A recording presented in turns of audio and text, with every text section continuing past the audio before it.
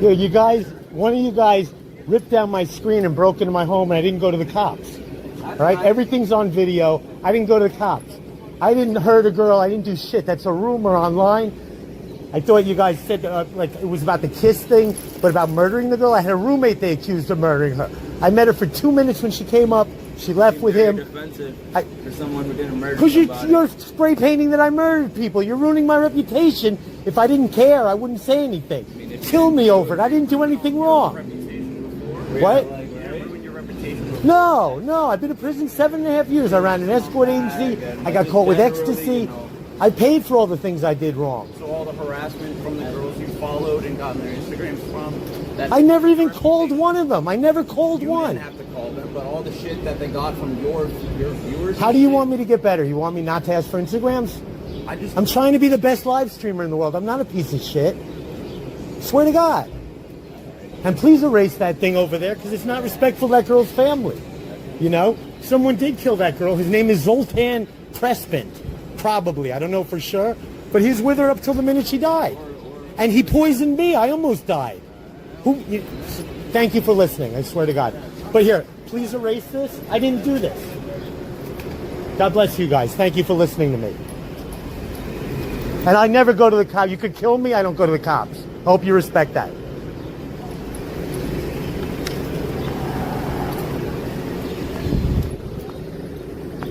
Frankie, I'm sorry. Today's about you, baby, not about me. Not about me.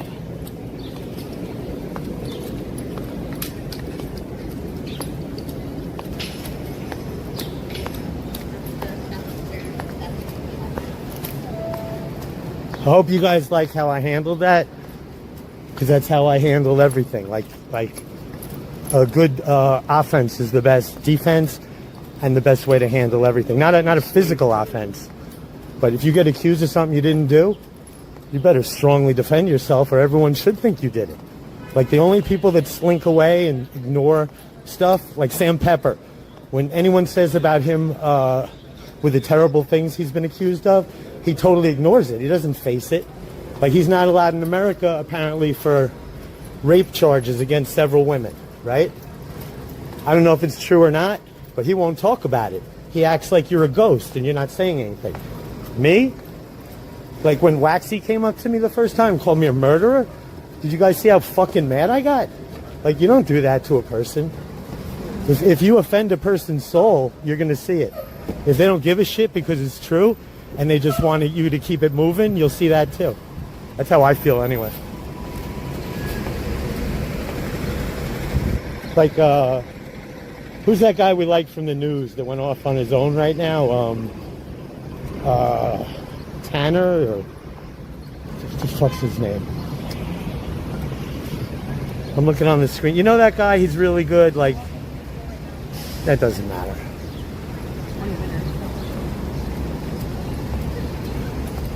I do think they're the guy that was on Fox News, then he got his own show on YouTube or something. So like if someone said that guy raped someone or killed someone, you think that guy would ignore it? Or he would scream right in the person's face and say what the truth is, and etc. Like I can't remember that guy's name, but he would scream the truth too. Any good winner person would scream the truth when they're confronted with disgusting shit like that. Like evil lies.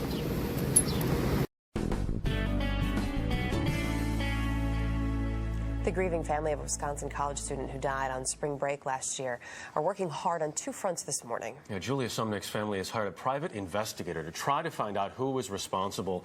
And the family is also bringing awareness to the dangers of the drug that killed her. 21-year-old Julia Sumnick aspired to one day become a model.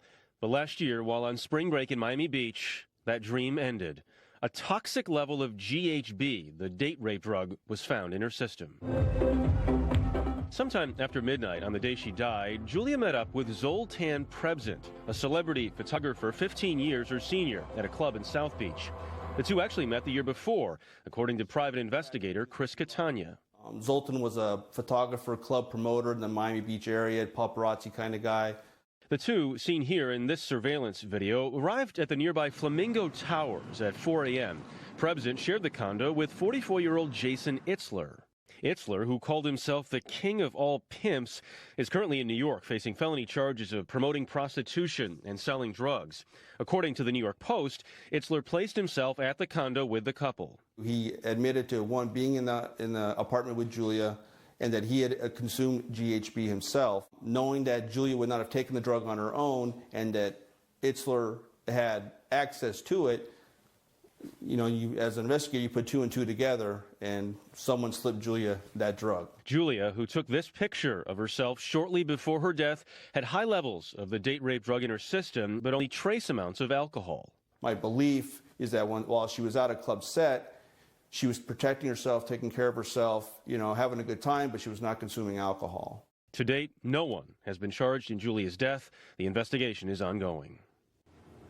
And with us this morning are Julia's parents, Marie and Dan Sumnick, and her sister JoJo. Good to have all of you with us this morning, and our condolences. Thank you.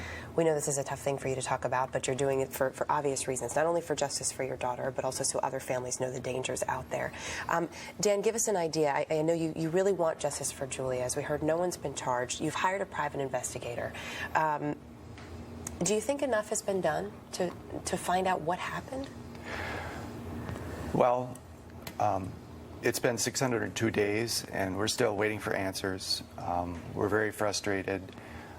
We know that you can't dictate necessarily how leads will come in, but we just want to raise awareness and keep momentum going to try to get this investigation completed. Marie, can we talk about these pictures a little bit? Because Julia clearly left some evidence here, right, that you guys have been looking at, and you got a lot of information from that. What have those told you?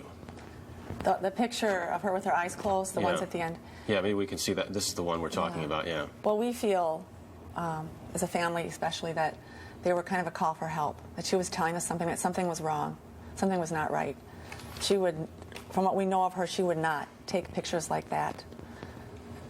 So we feel very strongly that she's calling for help. She's telling us something. Something's wrong. Mm-hmm.